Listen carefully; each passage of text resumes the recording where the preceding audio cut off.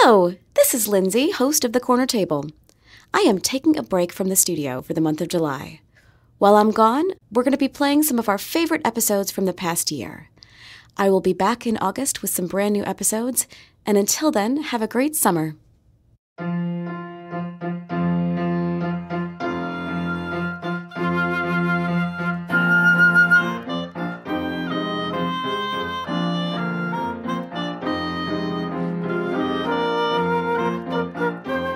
Hello! Welcome to The Corner Table, the Capital Times food podcast. I am Lindsay Christians, food writer for the Cap Times, and I am here today with Vicky Franchino. Vicky started a blog called Caffeine Clarity in the middle of 2015, and I've been fascinated with it because it seems to both be about the community of doers and big thinkers that we have here in Madison, but also it's about coffee, which is one of my favorite things.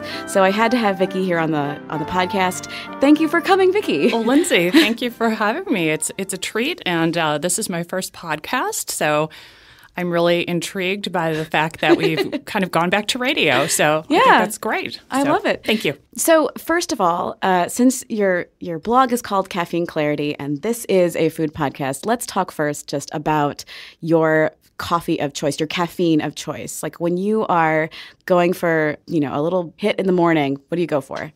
Usually it's pretty simple, a dark roast with a little cream. I've been attempting to figure out how to do a pour over at home. One of the people that I interviewed, Mike Fix, if you go out and look in Caffeine Clarity, he was a barista over at, I think it's called Fifth Element.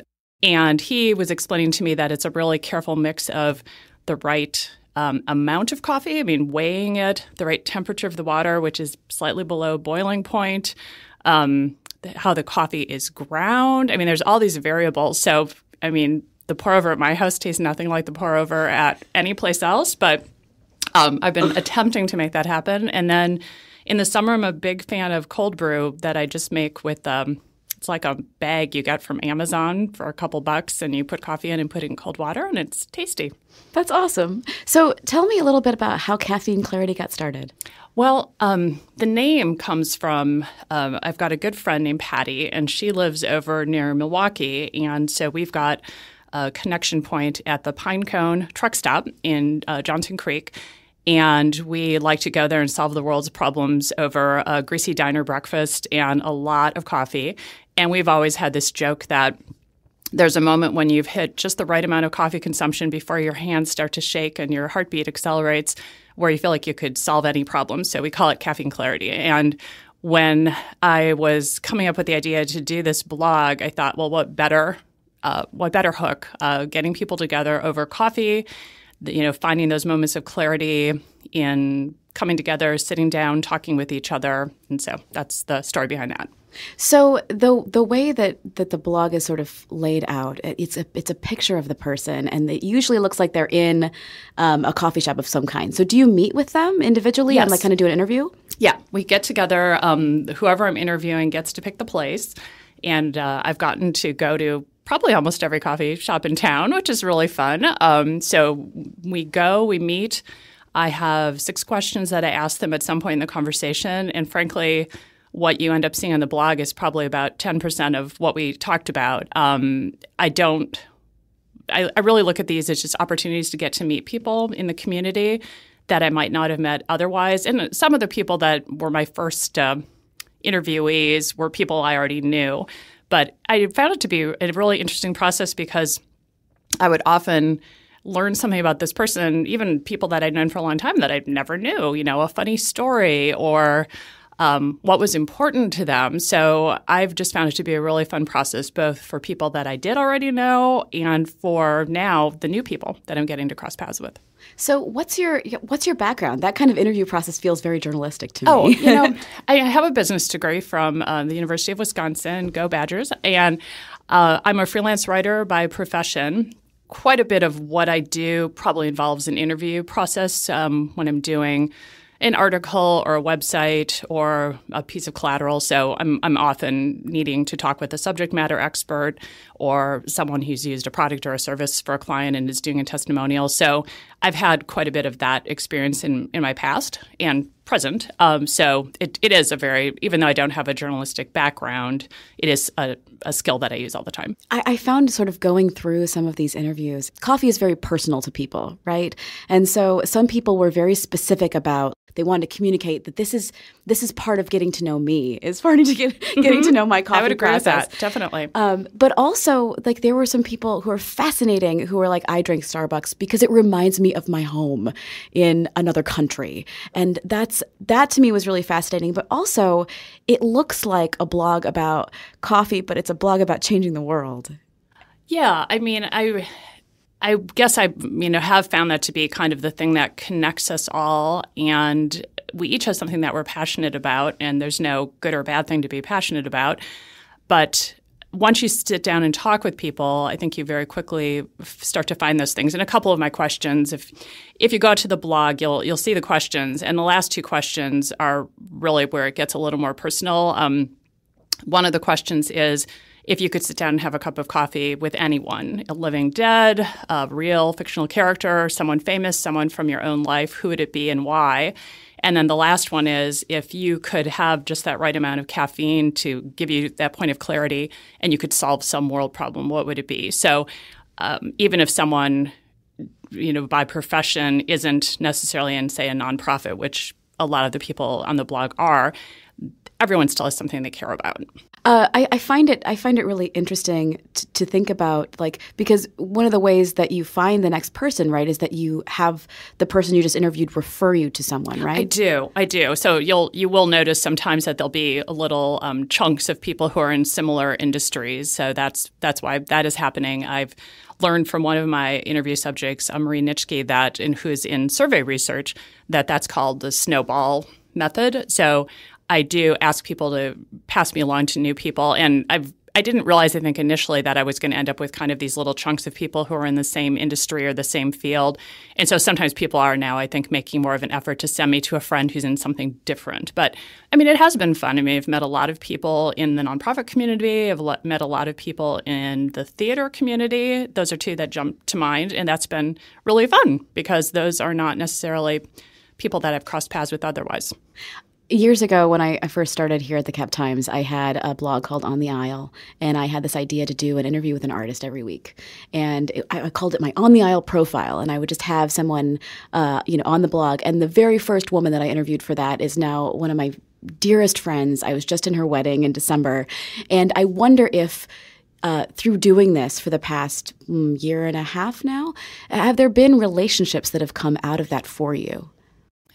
I haven't had anything where it's become a true friendship. I'd say there have been a couple times when someone's been involved in something and then maybe they've invited me to something, a showing. I'm so sorry, I'm blanking on the name.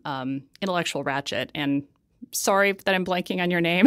I could go look at my phone and find. Is that Jamel Ware? Thank you. So I've gone to a couple things for Jamel, and what Jamel's trying to do with Intellectual Ratchet is to provide an opportunity to create community for young professionals in town. I've gone to a couple of things for Jamel. I wouldn't say anything's really become a friendship out of that, but maybe a connection point. And I've had a couple opportunities to connect people I've talked with, especially in music and theater. There have been some people who are trying to do things with nonprofits, maybe trying to do things with kids, and then I can say, this other person's had that same challenge or opportunity.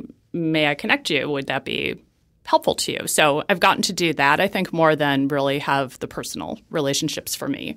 I like how the site is laid out, for those of you who go and look at it. The site is laid out almost like a series of windows.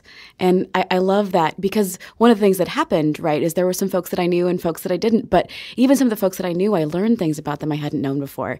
And I learned about things happening in Madison that I didn't know about, like Sustainable Atwood. These are things that are happening in my town that I can be a part of. But also I'm curious, like, I know we all have our things that we support, that we care about, deeply. Have there been themes that you've seen kind of emerging among the people that you've talked to, things that you find are kind of popping to the top more often? I think one thing that's come up, and this isn't exactly a cause. But I think there's been a lot of concern, especially given the political arena over the last year plus, of people being worried about not being heard, not connecting, demonizing people who don't share their views, regardless of what they are. So I think there have been a lot of people who have listed that as a thing that they would address, that they would look at the opportunity to sit down with someone and have a cup of coffee, that caffeine clarity. They would like to achieve better listening, better outreach and understanding. So it was not anything particular. Another thing that's come up with a number of people is climate change, that people are really concerned about that, concerned that it's not being taken sufficiently seriously, especially right now. So that has been brought up. Water, I think, has been brought up by a number of people, just access to clean water, because that's so pivotal, obviously. Those, I would say, were the big three, especially just sitting down and hearing each other and getting to know each other.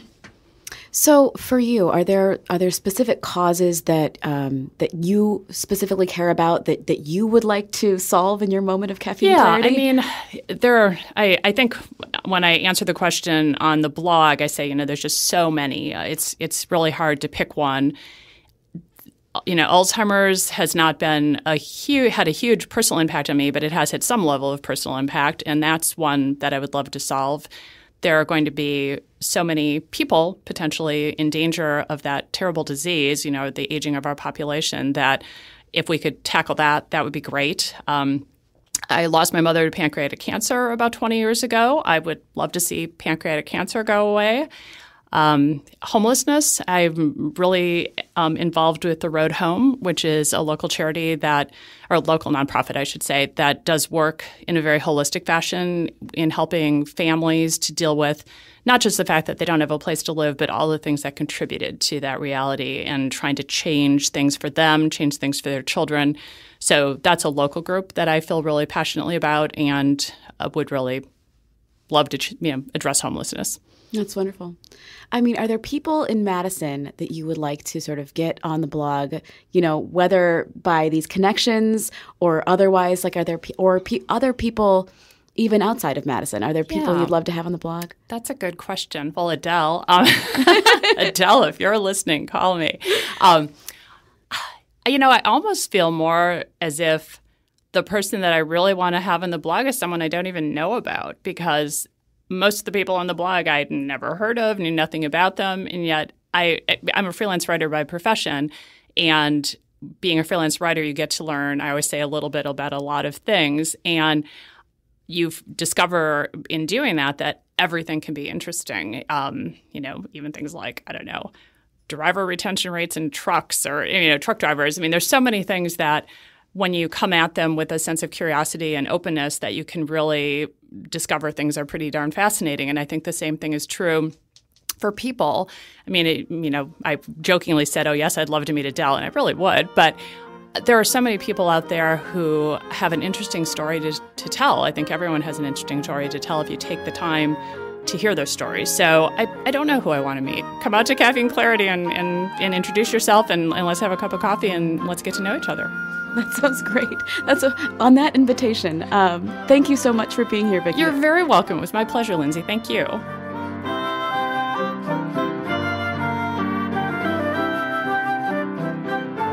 This has been an archival episode of The Corner Table. Editing help is offered by Eric Lawrenson, and our music was composed by Patrick Christians.